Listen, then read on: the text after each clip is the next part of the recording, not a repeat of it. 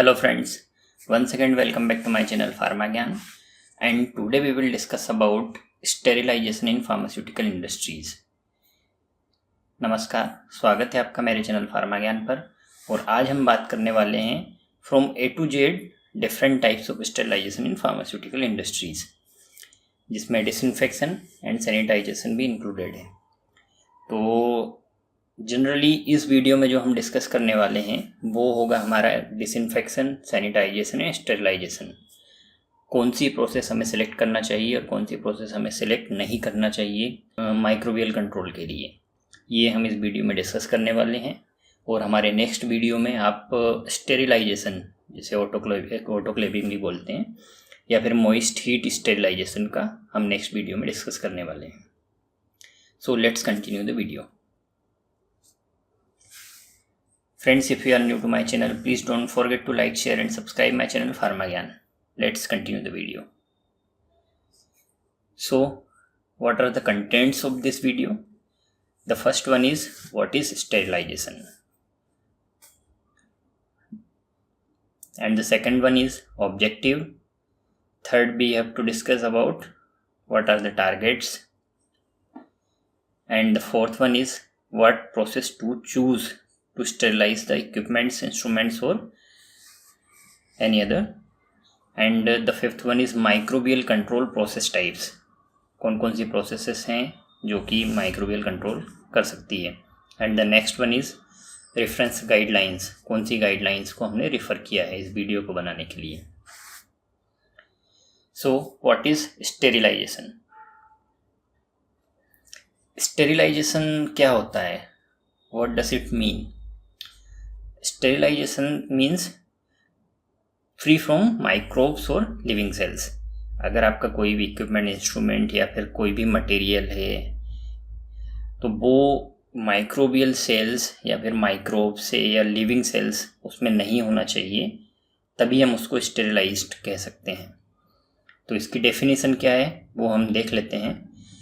Sterilization is a necessary for the complete destruction or removal of all the microorganisms, including spore-forming and non-spore-forming bacteria, viruses, fungi, and protozoa that could contaminate pharmaceuticals or other materials and thereby constitute a health hazard. तो जैसा कि मैंने पहले बताया आपको, sterilisation का मतलब आप समझ गए होंगे कि जो भी लिविंग सेल्स हैं, लिविंग ऑर्गेनिजम्स हैं, उन सबको किल करना या फिर completely removal of these organisms, living organisms called sterilized product. What is the objective? क्या ऑब्जेक्टिव होता है हमारा स्टेरिलाइजेशन का? तो सबसे फर्स्ट जो होता है हमारा, जो कोई भी इक्विपमेंट मटेरियल को हम स्टेरिलाइज करते हैं तो ऑब्जेक्ट्स नेवल्स उसमें जो भी होते हैं, लिविंग ऑर्गेनिजम्स होते हैं या स्पेसिफाइड माइक्रो ऑर्गेनिजम्स होते हैं, उनको रिमूव करना होता है। माइक्रोबियल पॉपुलेशन को कंट्रोल करना होता है। कंट्रोल कैसे करेंगे हम? सबसे पहले जो माइक्रोबियल लोड है उसको हम रिड्यूस करेंगे। कैसे? बाई स्टेरिलाइजेशन, बाई डिसइंफेक्शन और बाई सैनिटाइजेशन। और कंप्लीट एलिमिनेशन हम कैसे करेंगे? तो कंप्लीट एलिमिनेशन जो होता है वो बाई स्टेरिलाइजेशन के थ्रू करेंगे। बाकी जो काउंट को रिड्यूस करना है तो उसके लिए हम सैनिटाइजेशन, और अगर काउंट को रिड्यूस करना है तो उसके लिए हमें सैनिटाइजेशन एंड क्लीनिंग का यूज़ करना पड़ेगा। So what are the target? Target क्या है हमारा? स्टेरिलाइजेशन हम कर रहे हैं तो उसका क्या टारगेट है? क्या हमें किल करना है, क्या नहीं करना है, किस काउंट को रिमूव करना है, वो सब हम इसमें डिस्कस करेंगे। तो जब भी हम स्टेरिलाइजेशन या फिर क्लीनिंग हम करने वाले हैं या सैनिटाइजेशन हम करने वाले हैं तो उसमें हम क्या करेंगे? बैक्टीरियल स्पोर्स को रिमूव करना है हमारा, वो हमारा एक टारगेट है। मोल्ड, स्पोर्स, फंगाई, एग्जाम्पल के लिए एस्परजिलस और कैंडिडा, इन सबको रिमूव करना है। वेजिटेटिव सेल्स जैसे स्टेफाइलोकोकस एंड स्यूडोमोनास को रिमूव करना है। वायरसेस, प्रायंस को हम रिमूव करना है। कॉम्बिनेशंस ऑफ द अबव, इन सब के कॉम्बिनेशंस का भी अगर है तो उनको भी हमें रिमूव करना है। तो ये हमारा टारगेट है। बैक्टीरियल स्पोर्स कोई स्पेसिफिक नहीं है कि एस्परजिलस या कैंडिडा अल्बिकेंसी हो, इनके अलावा भी दूसरे बैक्टीरियाज या मोल्ड हो सकते हैं, फंगाई हो सकती है, तो इन सबको हमें रिमूव करना होता है। ये हमारा टारगेट हुआ। अभी हम इन सबको रिमूव करने के लिए कौन सी प्रोसेस को हम चूज़ करें, what process to choose to remove और टू डिक्रीज द काउंट। एक एग्जांपल से मैं आपको बताता हूँ, जैसे कि there is a fly in your living room, what do you use to kill it. अगर एक फ्लाई है आपके रूम में तो उसको किल करने के लिए आप कौन सी मेथड यूज़ करेंगे। एग्जाम्पल, ए फ्लाई स्वेटर, ए शॉटगन और ए पीस ऑफ आर्टिलरी। तो जनरली आप क्या यूज़ करेंगे, शॉटगन यूज़ करेंगे उसके लिए? मेरे ख्याल से नहीं। पीस ऑफ आर्टिलरी भी हम यूज़ नहीं करेंगे, उसके लिए हम यूज़ करेंगे ए फ्लाई स्वेटर, जो कि बहुत सूटेबल चीज़ है फ्लाइज को किल करने के लिए। तो basically obviously we will use fly sweater, and that advice is also appropriate in microbial control as well as in pharmaceutical industries. तो वैसे ही हमें फार्मास्यूटिकल इंडस्ट्रीज में भी एक सूटेबल प्रोसेस या फिर सूटेबल स्टेरिलाइजेशन प्रोसेस सिलेक्ट करना है फार्मास्यूटिकल्स को स्टेरिलाइज करने के लिए। तो वो हम नेक्स्ट वीडियो में डिस्कस करेंगे कि कौन सा मटेरियल कौन सी प्रोसेस से स्टेरिलाइज करना चाहिए। ये सब हम नेक्स्ट वीडियो में डिस्कस करने वाले हैं। अभी मैं आपको बेसिक्स बता रहा हूँ। We should use the process that best fits the target objective. Unfortunately, most practitioners in microbial takes the process to extremes as a matter of routine. That's acceptable at times but not always. अभी क्या होता है कि कुछ practitioners या फिर pharmaceutical industries में या फिर अदर फील्ड में भी हम कह सकते हैं कि कुछ प्रैक्टिशनर्स क्या करते हैं कि जो माइक्रोबियल स्टेरिलाइजेशन या माइक्रोबियल रिमूवल की जो प्रोसेस है वो बहुत ज़्यादा highly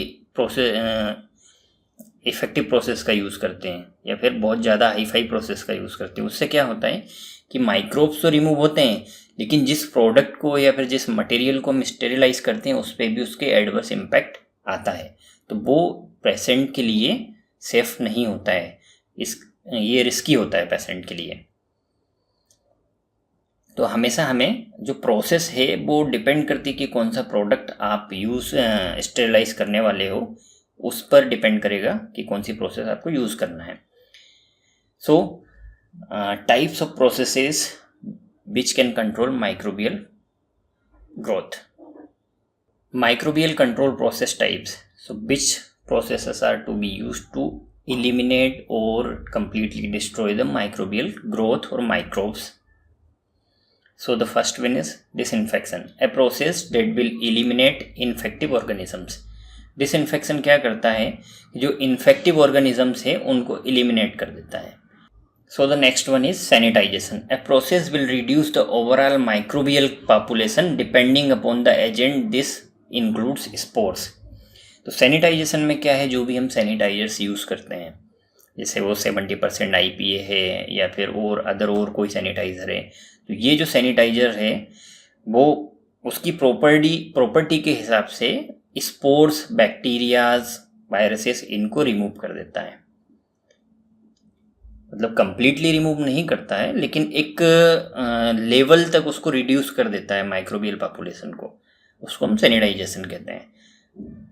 and the last one is the complete and effective sterilisation process है, जो कि माइक्रोबियल लोड या फिर बायोलोड जो भी है उसको टोटली रिमूव करने में इफेक्टिव होती है, जिसे हम कहते हैं स्टेरिलाइजेशन।